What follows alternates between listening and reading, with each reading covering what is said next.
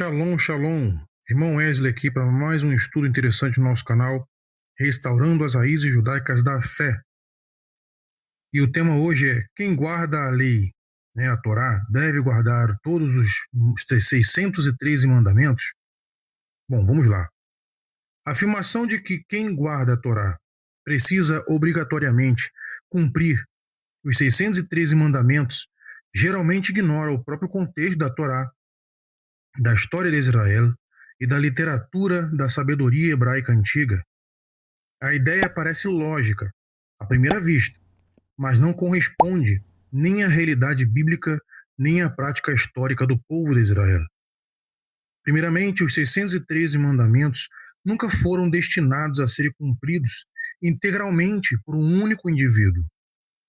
Dentro da própria Torá, existem mandamentos específicos para diferentes grupos. Alguns são exclusivos dos Kohanim, são os sacerdotes, outros dos reis de Israel, outros das mulheres, outros dos homens, outros dos agricultores da terra de Israel. E muitos dependem da existência do Beit HaMikdash, o templo. Portanto, desde o princípio, a Torá foi dada como uma aliança coletiva para Israel, e não como uma lista individual obrigatória, idêntica para cada pessoa. Por exemplo, os mandamentos sacerdotais só poderiam ser observados pelos descendentes de Arão, Aharon em hebraico. Vejamos lá em Êxodo, Shemot em hebraico, Êxodo, capítulo 28, versículo 1. E tu farás chegar a ti teu irmão Aharon e seus filhos. Já os mandamentos ligados aos sacrifícios dependiam totalmente do templo em Jerusalém, ou no templo do deserto do Mishkan, o tabernáculo. Vejamos, lá em Devarim, Deuteronômio, capítulo 12, versículo 13 e 14. Guardai-vos, que não ofereçais os vossos holocaustos em qualquer lugar que virdes, mas no lugar que o Senhor, que o Adonai, escolher. Desde a destruição do segundo templo, no ano 70 depois de Cristo, grande parte dos mandamentos ligados ao sistema sacrificial tornou-se temporariamente inexequível. Isso não fez com que o povo judeu deixasse de ser povo da aliança.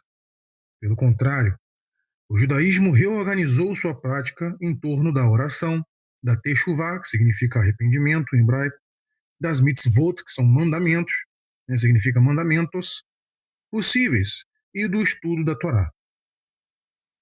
O próprio Tanar, que é o Primeiro Testamento, a primeira aliança, conhecido como Antigo Testamento, mas o termo correto é Primeiro Testamento ou Primeira Aliança, mostra que o Eterno valoriza a obediência sincera acima do ritual vazio. Vejamos lá no profeta Oséias, capítulo 6, versículo 6. Porque misericórdia quero, e não sacrifício, e o conhecimento do Eterno mais do que holocaustos. Na visão bíblica judaica, Yeshua nunca ensinou que cada discípulo deveria cumprir literalmente todos os 613 mandamentos. O que ele ensinou foi fidelidade à Torá, a instrução do Eterno, em sua essência espiritual e moral. Quando perguntado sobre o maior mandamento, Yeshua resumiu toda a Torá em 2 pilares. Lembrando que resumir não significa acabar com tudo, mas sim explicar, os mandamentos. Ele resume para explicar, para ensinar, não porque resumiu porque acabou e está tudo acabado, não. Ele resumiu para explicar às pessoas naquele período. Então ele tem 2 pilares.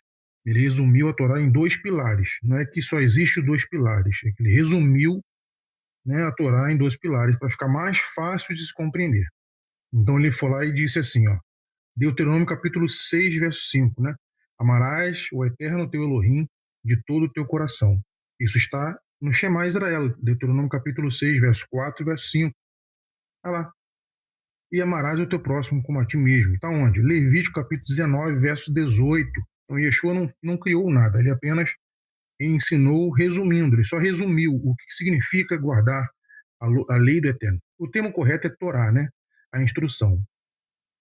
Então, no Evangelho de Mateus, Matitiarro, em hebraico, capítulo 22, verso 40, Yeshua declara, né? Destes dois mandamentos dependem toda a Torá e os profetas. Então, é a base. Se você ama o Eterno, você guarda a Torá.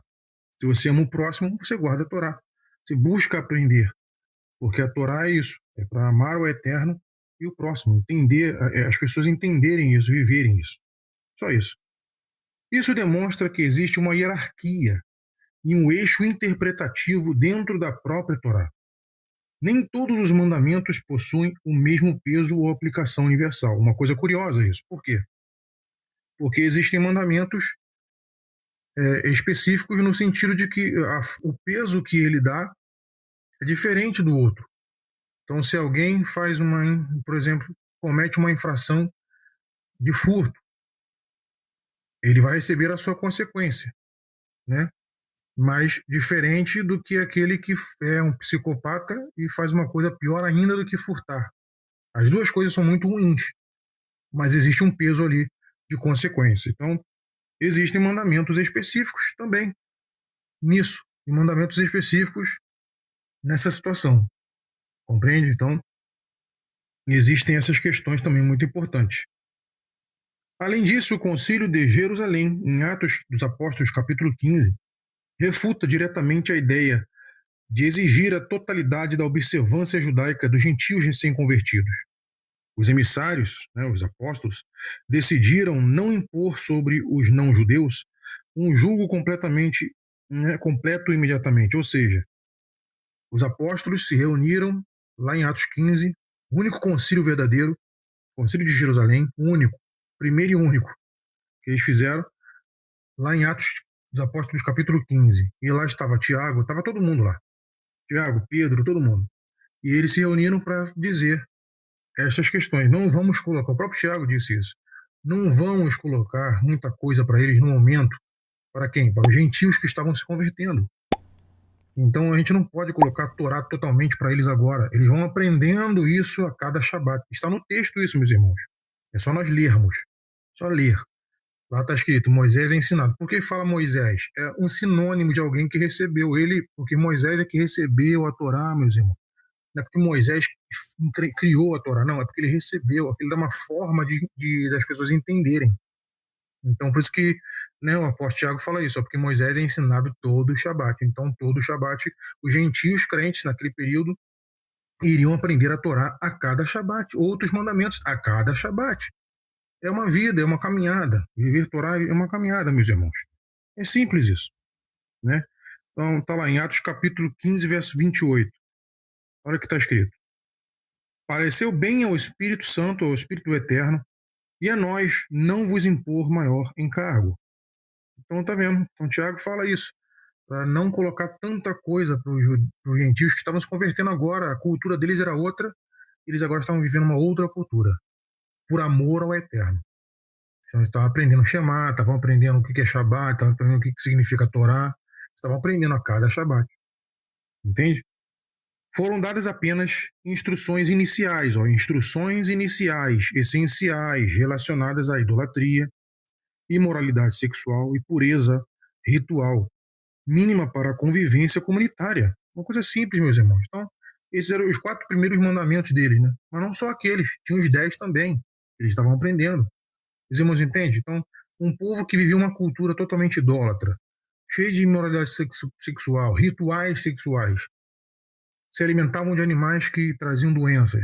Então eles tinham que ter um padrão primeiro. E esse padrão, claro, judaico, obviamente. Então eles foram aprendendo com os judeus, irmãos. Os gentios crentes.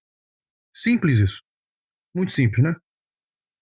Isso mostra que até mesmo a comunidade judaico-messiânica do primeiro século reconhecia níveis de responsabilidade e crescimento espiritual. Historicamente, até o judaísmo rabínico, né, que é o judaísmo dos rabinos, né, reconhece essa distinção prática. É o conhecido hoje, o judaísmo rabínico, hoje é conhecido como judaísmo ortodoxo, né? Reconhece essa distinção prática. Entre os 613 mandamentos tradicionalmente enumerados por Maimônides, ou seja, quem criou a lista de 613 mandamentos, né, quem enumerou, quem organizou foi Maimônides. Antes dele, existiam outros sábios que organizaram de uma outra forma, com uma outra forma de número, com outros números. Então, outros fizeram de 200, outros fizeram de 400, ele fez de 613. Maimônides. Então, antes de Maimônides, não existia essa questão de contagem. Nem os apóstolos sabiam que tinham 613 mandamentos. Nem Yeshua sabia que existiam 613 mandamentos. Eles apenas guardavam a Torá por amor ao Eterno e amor ao próximo. Então, entre os 613 mandamentos, tradicionalmente enumerados por Maimônides, muitos dependem da existência do templo, né, da soberania nacional de Israel, da presença do sinédrio, da condição tribal, do gênero, da profissão ou função religiosa. Ou seja, nunca houve um momento da história em que cada judeu cumprisse literalmente todos os 613 mandamentos. Outro ponto importante é que a própria Torá apresenta princípios de peso maior. No livro do profeta Miqueias, capítulo 6, verso 8, está escrito: Ele te declarou, ó homem, o que é bom e que é o que o Adonai pede de ti, que pratiques a justiça, ames a misericórdia ou a graça e andes humildemente com teu Elohim, teu Deus. Na visão bíblico-judaica, entende que guardar a Torá não significa tentar cumprir mecanicamente 613 preceitos impossíveis praticamente, mas viver em fidelidade à aliança dentro daquilo que o Eterno permitiu e chamou cada pessoa a viver. A obediência bíblica sempre esteve ligada ao coração, à justiça, à santidade e à aliança. Não há uma matemática, né? Não existe uma matemática religiosa. Né? Portanto, afirmar que alguém só guarda a Torá, né, ou a lei, né, conhecido no mundo cristão, no mundo ocidental como lei, né, só guarda a lei se guardar os 613 mandamentos completos, é uma simplificação que desconsidera o contexto histórico da Torá, as limitações impostas pela ausência do templo, a divisão natural dos mandamentos, a prática judaica histórica e o ensino dos emissários de Yeshua no primeiro século. Nesta perspectiva, guardar a Torá é caminhar em aliança com o Eterno, obedecendo as mitzvot, seus mandamentos, aplicáveis com fé, amor, techuvá, que significa retorno, e sinceridade de coração. Então, este é um breve estudo, uma breve explicação, né, em texto para os irmãos entenderem que não existe essa questão de 603 mandamentos, tem que fazer 603, porque não existe isso. Existem mandamentos específicos para cada setor de uma sociedade. E nós cristãos, nós gentios crentes, que entramos a família de Israel, nós recebemos esses direitos, essas heranças, juntamente com Israel. Israel recebe primeiro e a porta se abre através do testemunho de Yeshua e do legado dos patriarcas. A raiz são os patriarcas, Abraão, Isaac e Jacó, e Israel, né? Então, nós temos que entender essas questões, meus irmãos, para não ser um peso. Então, existem mandamentos específicos para cada setor da sociedade, mas todos os mandamentos da Torá têm princípios espirituais. Então, os princípios espirituais, mesmo que aquele mandamento não é concernente a mim, como homem, como ser humano, mas, por exemplo, mandamentos para o sacerdote, eu entendo o princípio e vivo aquele princípio. Eu não pratico como o sacerdote pratica, mas eu vivo aquele princípio, eu entendo aquele princípio e coloco no meu coração e na minha mente. Compreendem? Então é simples, meus irmãos. Então, essa questão, essa doutrina de que você deve, se tu quer guardar a lei, tem que guardar 603. Isso não é uma verdade bíblica. Isso foi pessoas do passado que criaram essa ideia para se afastar, né, se afastarem as pessoas da Torá do Eterno. Então, peço a você para se inscrever no nosso canal. Se você gostou desse conteúdo, se inscreva, compartilha, comenta, compartilha nas suas redes de WhatsApp, né, seus grupos de WhatsApp. É importante para a gente continuar fazendo esse trabalho. Tá bom? Então, um forte abraço a todos vocês. Teremos mais temas interessantes como esse. Então, conto, como sempre, com a presença de todos vocês, viu? Um shalom do irmão Wesley aqui e até a próxima.